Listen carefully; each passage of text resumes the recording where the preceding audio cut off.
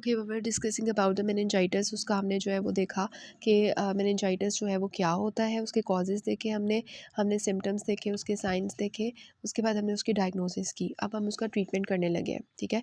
तो मैंने आपको बताया कि आपके पास पेशेंट है और वो आपके पास फ़ीवर के साथ आ रहा है और ऑल्टर्ड कॉन्शियसनेस के साथ आ रहा है, और इसके अलावा वो आपके पास आ रहा है विद द नकल रिजिडिटी। तो आपने उसकी मेनिंजाइटिस को रूल आउट करके डायग्नोसिस बना के उसको आपने क्या करना है, उसका लंबर पंक्चर करना है, उसका कल्चर करवाना है।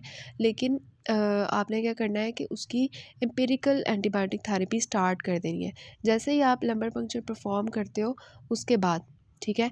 या आपने क्या किया कि सीटी स्कैन परफॉर्म किया, फिर लंबर पंक्चर किया, इन केसेस जो मैंने इंडिकेशंस आपको बताई थी, फिर आपने एंटीबायोटिक्स जो है वो स्टार्ट कर देनी है, ठीक है।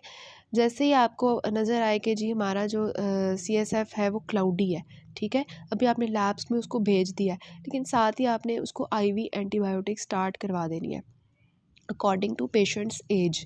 जो पेशेंट होगी जो पेशेंट की एज होगी उसके मुताबिक, ठीक है। क्योंकि हमने देखा है कि हमें पता चला है कि यार इस एज में ये बैक्टीरिया जो है वो इन्फेक्शन करते हैं, तो हमें पता है, ठीक है। तो आपने वो थेरेपी स्टार्ट करवा देनी है।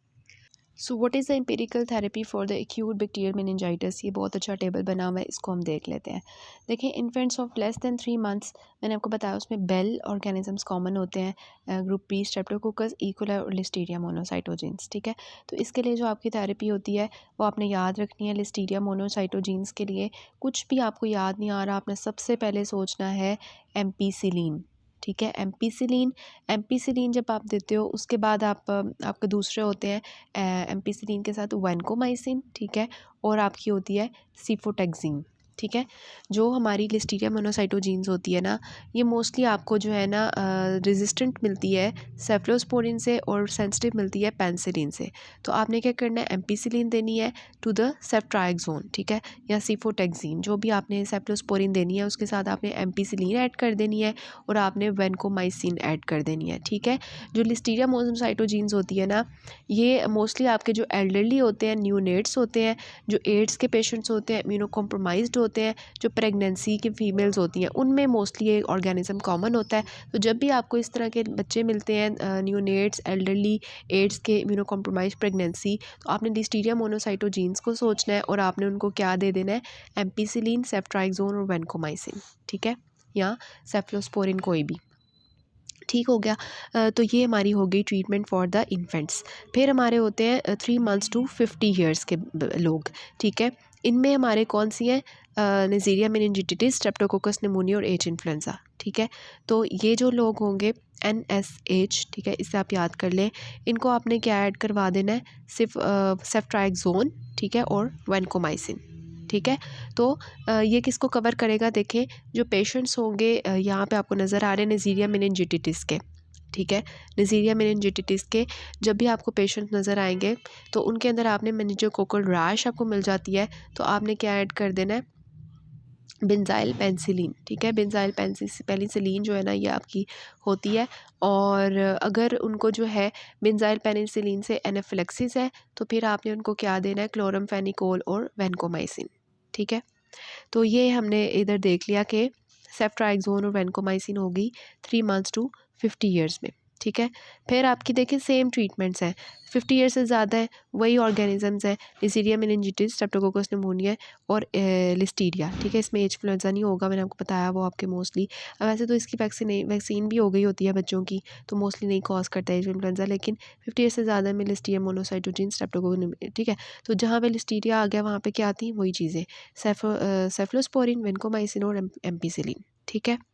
उसके बाद हमारा आता है जो HIV के लोग होते हैं, उसके अंदर मैंने आपको बताया कि उनके अंदर मोस्टली आपको लिस्टीरिया मिलता है, तो आपने वही चीज़ें ऐड कर देनी है, सेफ्लोस्पोरिन, एम्पीसिलिन और वैनकोमाइसिन, ठीक है। तो ये आपने 3 चीज़ें याद रखनी है, नहीं भूलनी, एम्पीसिलिन, सेफ्लोस्पोरिन और वैनकोमाइसिन, ठीक है। तो ये चीज़ें हैं। अब मैं तो ये देखें आपके पास एक पेशेंट आया है मेनिंजाइटिस का, क्योंकि इस मेडिकल इमरजेंसी है, आपने जल्दी जल्दी उसको रिससिटेट करना है, उसकी सीबीसी पीएसआर करवा लेना है, उसका थ्रॉट स्वैब ले लेना है, उसको काउंसिल करना है लंबर पंक्चर पे, और फिर आपने उसकी जो है वो उसकी सारी वाइटल मॉनिटरिंग वगैरह करनी है, स्पोर्टिव थेरेपी देनी है, एबीसी मेंटेन करनी है, अगर उसको फिट्स हैं तो डायज़ेपाम में डायज़ोलैम दे के उसके फिट्स को रोकना है, एनजी फीडिंग उनकी करवानी है अगर वो कोमा के अंदर है, उनकी बाउल ब्लैडर केयर करनी है, ठीक है, उनकी जो है पोस्चरल चेंजेस करती रहनी है ताकि बेड सोर्स ना हो, ठीक है, उनकी आई की लुब्रिकेशन करते रहना है। तो ये सारी चीज़ें स्पोर्टिव थेरेपी साथ साथ चलती रहती है, लेकिन हमने जो करना होता है वो ये है कि बेस्ट इनिशियल थेरेपी इज़ सेफ्ट्राइक्सोन, ठीक है, ये आपने नहीं बोलना, इसकी डोज भी आपने याद रखनी है 12 ओवरली 2 ग्राम आईवी, ठीक है, 2 ग्राम आईवी आपने सेफ्ट्राइक्सोन स्टार्ट कर देनी है, प्लस मैनकोमाइसिन प्लस स्टेरॉइड्स, ठीक है। स्टेरॉइड्स जो होते हैं ना ये बहुत इंपॉर्टेंट होते हैं, जैसे ही आपको मतलब स्टेरॉइड्स आपके क्या करेंगे कि शुरू शुरू में वो जो इन्फ्लेमेशन हुई होगी ना मेनिंजिस की, उनको ना वहाँ से इन्फ्लेमेशन को ख़त्म करेंगे स्टेरॉइड्स, ठीक है। फिर आप एंटीबायोटिक कवर दोगे ना जब ऊपर, तो वो बहुत अच्छे से एक्ट करेगी, तो इस वजह से स्टेरॉइड का कवर जो है ना वो बहुत हेल्पफुल होता है इन लोगों के अंदर, ठीक है।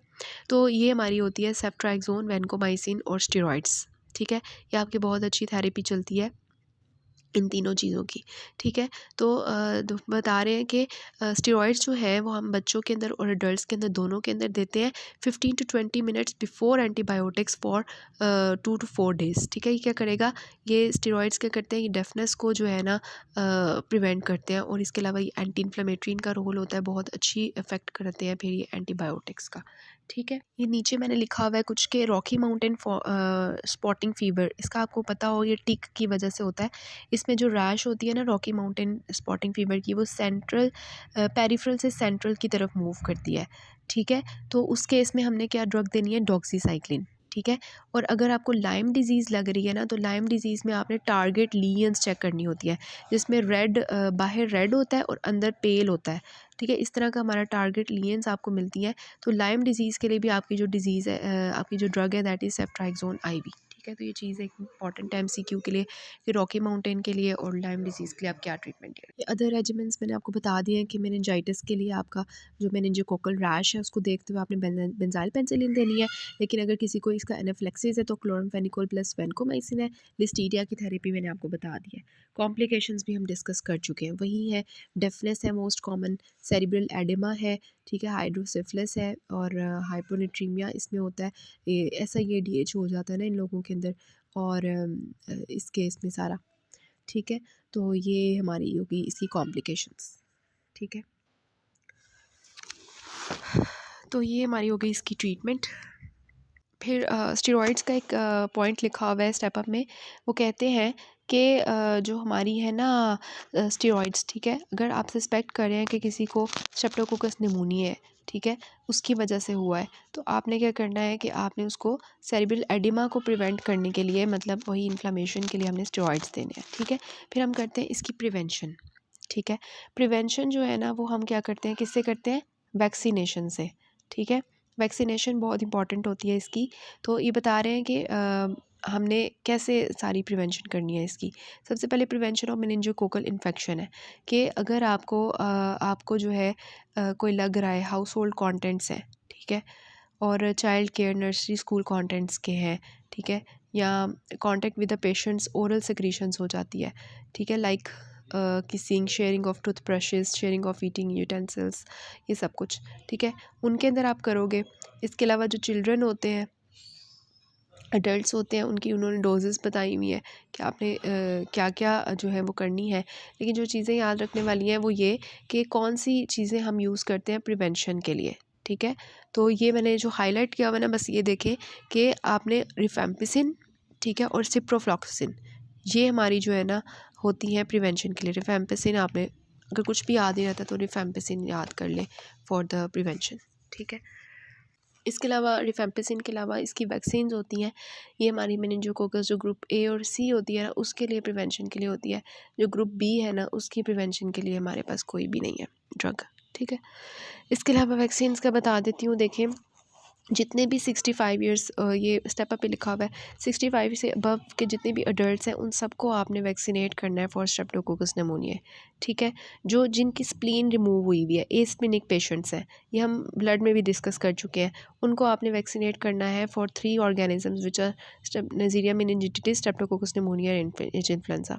ठीक है, और आपने क्या करना है, वैक्सीनेट करना है इम्यूनो कॉम्प्रोमाइज्ड पेशेंट्स जो कि न्यूज़ीरिया मेनिनजाइटिस के साथ आ रहे हैं। प्रोफिलैक्सिस के लिए मैंने आपको बताया रिफेम्पिसिन याद रखना है और सेफ्ट्राइक्सोन। ठीक है, और इसके अलावा जो एसेप्टिक मेनिनजाइटिस है उसके बारे में हम नेक्स्ट बात करते हैं।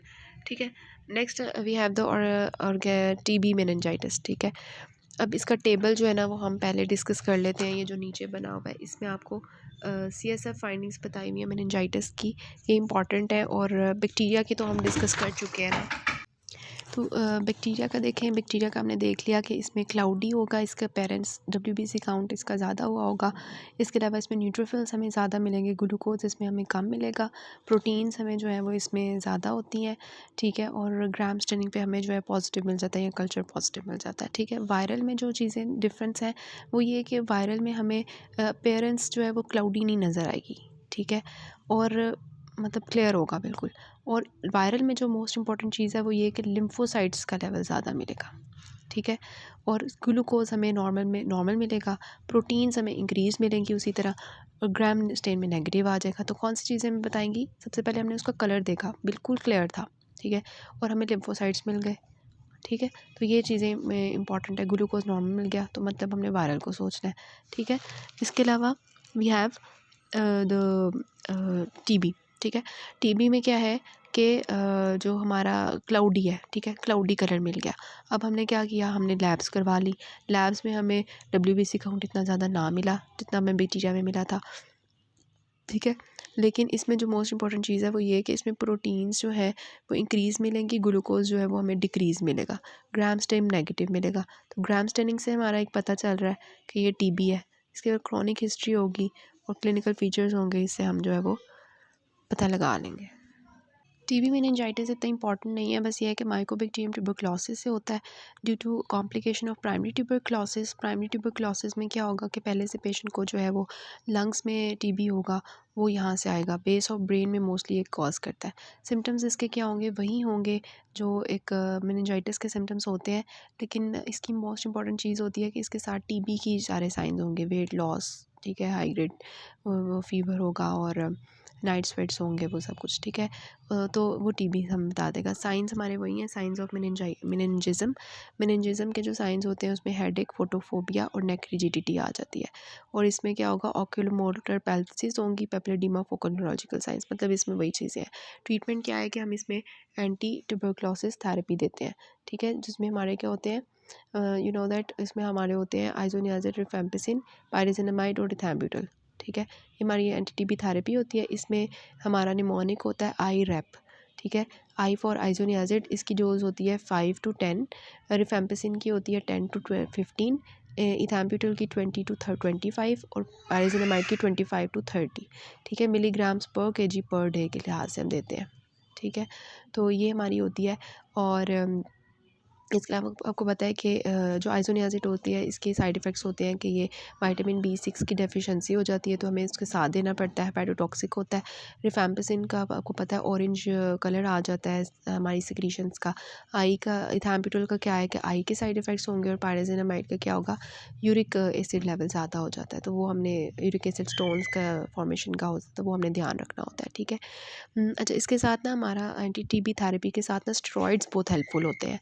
तो हमने कब पेशेंट को, जो टीबी का पेशेंट है उसको कब स्टेरॉइड्स देने हैं, उसकी 3 चीज़ें होती हैं कि अगर टीबी के पेशेंट के अंदर हमें मेनिंजाइटिस मिल जाए, अगर टीबी के पेशेंट में हमें पेरिकार्डाइटिस मिल जाए, या हमें टीबी इंटेस्टाइनल टीबी मिल जाए, तो इन तीनों केसेस में हमने क्या करना होता है कि जो टीबी के पेशेंट्स होंगे उनको स्टेरॉइड्स देने होते हैं। ठीक है, 1-2 महीने के लिए, 1-2 महीने के लिए। तो सपोर्टिव थेरेपी हमारी क्या होती है, टीबी के लिए एंटीपायरेटिक्स देंगे। ठीक है, और अगर पेशेंट को जो है वो साथ में फिट्स भी आ रहे हैं तो हम उसको मिडाज़ोल, हम डायज़ेपम दे देंगे, और एनाल्जेसिक्स देंगे पेन के लिए। और स्पेसिफिक क्या है, स्टेरॉइड्स हमने 1-2 महीने के लिए देने हैं, और ATT थेरेपी देनी है, एंटी ट्यूबरकुलर थेरेपी जो है फॉर 9 to 12 मंथ्स। ठीक है, जिसमें पहले 2 महीने हमने रिफैम्पिसिन और ज़ाइज़ोनियाज़िड देना होता है और बाकी जो 7 महीने होते हैं उसमें हमने जो है वो पहले 2 महीने हमने जो है सारे देने होते हैं मतलब आईरैप सारे, और बाकी जो 7 महीने हैं उसमें आइसोनियाज़िड और रिफैम्पिसिन देना होता है। और इसके जो हमारी सारी होगी लैब फाइंडिंग्स, ठीक है, सॉरी इन्वेस्टिगेशन, वो सारी सेम होंगी। सीबीसी करवा लेंगे, उसमें हमें लंबर पंक्चर करवा लेंगे, सीएसएफ का सारी एग्जामिनेशन करवा लेंगे, ईएसआर चेस्ट एक्सरेज में एक चीज़ आ जाती है अलग। इसके अलावा स्पूटम इसमें आ जाता है जिसमें जेड स्टेनिंग करनी होती है, ठीक है। इसके अलावा हमारा जो है गोल्ड स्टैंडर्ड होता है इसका स्पूटम टेस्ट। और बच्चों के अंदर जो है, अगर बच्चों के अंदर ना हम जो है स्पूटम कल्चर नहीं ले सकते ना, तो उनका क्योंकि इनका गैग रिफ्लेक्स वीक होता है, तो फिर उनका गैस्ट्रिक लेवाज के थ्रू अर्ली मॉर्निंग में ना हम लेते हैं, फिर उसका जो है एग्जामिनेशन करते हैं। इसके अलावा आप प्लूरल बायोप्सी ले सकते हैं, और अगर उनको कोई लिम्फ नोड इनलार्ज मिल रहा है टीबी के साथ, तो हम उनका जो है ना उसका सैंपल ले लेते हैं, ठीक है। ये कुछ चीज़ें हैं टीबी की, मैंने आपको बता दी हैं जो मेरे पास लिखी हुई थी। अब okay, next is viral encephalitis. Viral encephalitis क्या है कि ब्रेन पैरेन्काइमा का वायरल इन्फेक्शन हो गया। इसमें जो कॉजेज़ है, हर्पीस सिम्प्लेक्स मोस्ट कॉमन है, जो कि मोस्ट कॉमनली किसको इन्वॉल्व करता है, टेम्पोरल लोब्स को। इसके अलावा हमारे जो एडजेसेंट एरियाज ऑफ वेंट्रिकल्स हैं उनमें साइटोमेगलो वायरस होता है। इसके अलावा वेरिसोला जोस्टर वायरस है, इंटेरो वायरस है, ठीक है। क्लिनिकल फीचर्स इसके क्या होंगे कि इसमें फ़ीवर लो ग्रेड होगा। एक्यूट पायोजेनिक में क्या था, हाई ग्रेड फीवर था, ठीक है। बाकी सारे साइंस जो है वो ऑलमोस्ट वही हैं। फिर हमारा क्या है कि मैनेजमेंट, सीटी स्कैन इसमें हम करवाएंगे, फिर लंबर पंक्चर करवाएंगे। उसमें हमने देख लिया कि लिम्फोसाइट्स हमें ज़्यादा मिलेंगे, प्रोटीन्स हमें रेज मिलेंगी, ग्लूकोज नॉर्मल होगा, और इसे हम आइडेंटिफाई कर लेंगे। और इसके अलावा हमारा जो हर्पीस सिम्प्लेक्स होता है उसके लिए ज़ैंथोक्रोमिया हमें मिलता होता है, ठीक है। और इसके अलावा बता रहे हैं कि अगर हमें आरबीसीज मिल जाते हैं ना, ये जो ज़ैंथोक्रोमिया होता है ना, ये उसी वजह से होता है in the CSF without history of trauma, तो उसमें हमने एचएसवी सोचना होता है। फिर हम पीसीआर करवाते हैं which is the most accurate test for its HSV, ठीक है। उसके बाद एमआरआई करवाना होता है, उसमें हमें लोब पता चल जाती है कि कौन सी लोब इन्वॉल्व है, और ईईजी करवानी होती है, ब्रेन बायोप्सी करवानी होती है। ट्रीटमेंट क्या होता है कि अगर कन्वल्जन्स है तो उसकी थेरेपी दे देंगे, और डेक्सामेथासोन स्टेरॉइड्स देंगे, ठीक है। एचएसवी के लिए वी हैव ए साइक्लोविर, और सीएमवी के लिए वी हैव द गेनसाइक्लोविर और स्पोर्टिव थेरेपी, ठीक है। तो ये आपको पता है कि आईवी हम देते होते हैं एसाइक्लोविर। वैसे जो कोई भी वायरस हो ना, उसके लिए हमें कोई एंटीवायरल नहीं देनी पड़ती, लेकिन जो सर पे हर्पीस सिम्प्लेक्स है ना, उसके लिए हम स्पेशली देते हैं IV acyclovir. This is actually difference between meningitis and meningism, ये आपने डिफरेंस देख लेना है।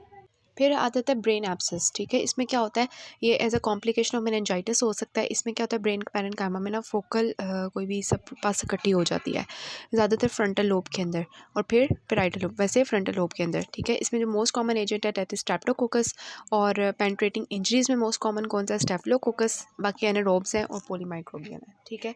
सोर्स ऑफ इन्फेक्शन क्या है कि कोई भी इंजरी हुई है, कोई साइनोसाइटिस इर्द गिर्द का कोई इन्फेक्शन था, मेस्टोडाइटिस था, एंडोकार्डाइटिस था, ब्रोंकेक्टेसिस थी, ठीक है, या कंजेनिटल हार्ट डिजीज साइनोटिक, तो उसमें ब्रेन एब्सेस बन जाती होती है। क्लिनिकल फीचर्स जो इसके मोस्ट इंपॉर्टेंट है, जो डिस्टिंग्विश करेंगे दूसरी से, वो क्या है, फोकल न्यूरोलॉजिकल डेफिसिट्स और सीजर्स, ठीक है।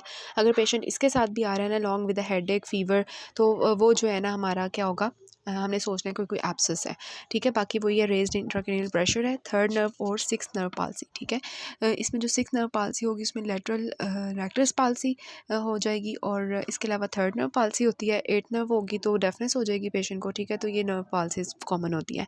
सीटी स्कैन जो इसका मोस्ट इंपॉर्टेंट होता है, उसमें रिंग इनहेंसिंग लीजन मिलती है हमें, ठीक है।